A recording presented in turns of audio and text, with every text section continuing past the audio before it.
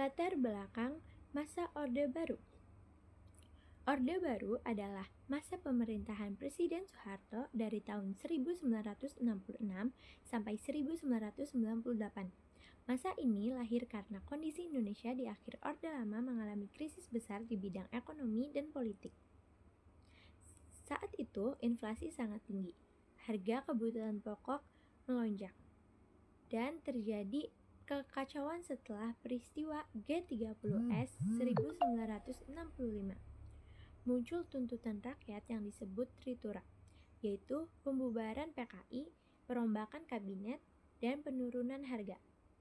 Orde Baru bertujuan menstabilkan negara dan melaksanakan Pancasila serta Undang-Undang Dasar 1945 secara murni. Pemerintah fokus pada pembangunan ekonomi melalui repelita. Namun, sistem pemerintahannya bersifat otoriter. Kekuasaan terpusat pada presiden dan kebebasan politik dibatasi. Krisis ekonomi pada 1997 sampai 1998 akhirnya memicu reformasi dan mengakhiri Orde Baru pada 21 Mei 1998. Selanjutnya, saya akan menjelaskan tentang kebebasan berpendapat.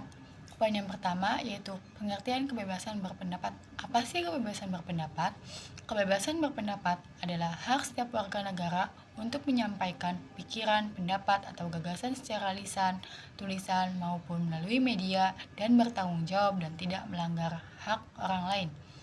Poin yang kedua yaitu undang-undang yang mengatur kebebasan berpendapat. Kebebasan berpendapat diatur dalam yang pertama yaitu Undang-Undang 1945 Pasal 28E ayat 3 menjamin hak setiap orang untuk mengeluarkan pendapat. Yang kedua, Undang-Undang Nomor 9 Tahun 1998 yaitu mengatur kebebasan menyampaikan pendapat di muka umum secara tertib dan bertanggung jawab.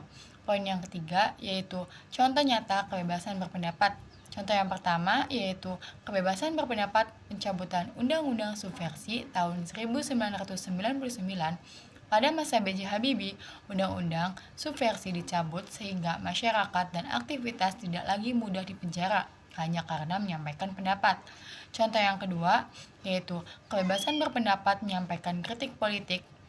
Masyarakat dapat menyampaikan kritik terhadap kebijakan pemerintah, presiden, dan lembaga negara melalui forum publik, diskusi, maupun pernyataan terbuka. Contoh yang ketiga yaitu kebebasan menyampaikan aspirasi melalui organisasi dan lembaga swadaya masyarakat atau LSM. Masyarakat bebas menyampaikan pendapat. Masyarakat bebas menyuarakan pendapat melalui organisasi kemasyarakatan, LSM, dan komunitas sipil untuk mengkritis kebijakan publik. Contoh yang keempat yaitu demonstrasi mahasiswa dan masyarakat. Mahasiswa dan masyarakat bebas menyampaikan aspirasi melalui aksi demo seperti tuntutan reformasi, penegakan HAM, dan pemberantasan KKN. Demo tidak lagi dilarang secara ketat seperti era Orde Baru. Jadi kesimpulannya yaitu dulu pada masanya Soeharto atau sebelum reformasi, kalau ada yang mengkritis pemerintah akan ditangkap, hilang, dipenjarakan, apalagi kita, para sipil. Lalu pada reformasi inilah rakyat Indonesia mempunyai kebebasan dalam menyuarakan, mengkritik pemerintah Indonesia tanpa takut untuk ditangkap. Itu tentang pemilu langsung. Pemilu pada masa Orde Baru sejak 1971 dilaksanakan secara langsung, tetapi tidak bebas dan adil karena dikendalikan pemerintah. Peserta pemilu dibatasi 3 partai dengan dominasi Golkar, serta kebebasan berpendapat dan kampanye dibatasi sehingga pemilu menjadi alat legitimasi kekuasaan. Selanjutnya, saya akan menjelaskan mengenai kebebasan pers. Apa itu kebebasan pers? Kebebasan pers adalah hak media massa untuk mencari, memperoleh, dan menyebarkan informasi kepada masyarakat. Namun, pada masa Orde Baru, kebebasan pers memang diakui secara hukum, tetapi bersifat bebas dan bertanggung jawab. Artinya, kebebasan pers tersebut dapat dibatasi oleh kepentingan negara dan stabilitas nasional.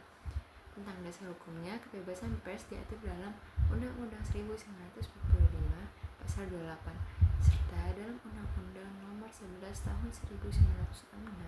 Dalam aturan tersebut ditegaskan bahwa pers harus berlandaskan Pancasila dan Undang-Undang 1945 serta tidak boleh bertentangan dengan kepentingan nasional, keamanan, dan ketertiban umum. Contoh penerapannya dalam prakteknya, media yang terlalu kritis terhadap pemerintah bisa dibatasi bahkan dibeleda. Salah satu contoh terkenalnya majalah Tempo, majalah Editor, dan tabloid Detik pada tahun 1994. Selain itu, wartawan yang bersikap kritis sering mendapatkan tekanan, sehingga banyak media akhirnya lebih mendukung kebijakan pemerintah. Mungkin itu saja yang bisa kelompok saya sampaikan. Mohon maaf apabila dalam penyampaian terdapat kekurangan atau kesalahan. Semoga presentasi ini dapat menambahkan wawasan kita semua. Terima kasih atas perhatiannya. Wassalamualaikum warahmatullahi wabarakatuh.